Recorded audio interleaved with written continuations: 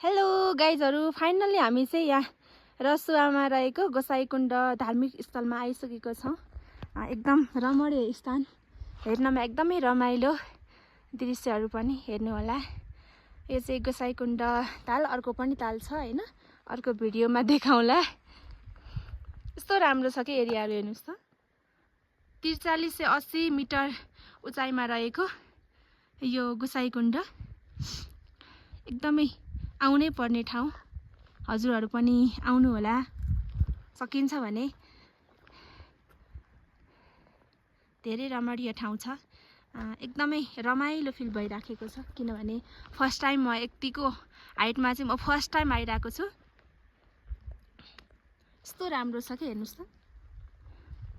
अझै राम्रोसँग फारेको छैन यो, बादलहरु के भन्छ उसुहरु फारेको भए चाहिँ यता हिमालहरु पनि देखिने रहेछ। एकदमै राम्रो के सिनहरु चाहिँ हेर्नुस् त।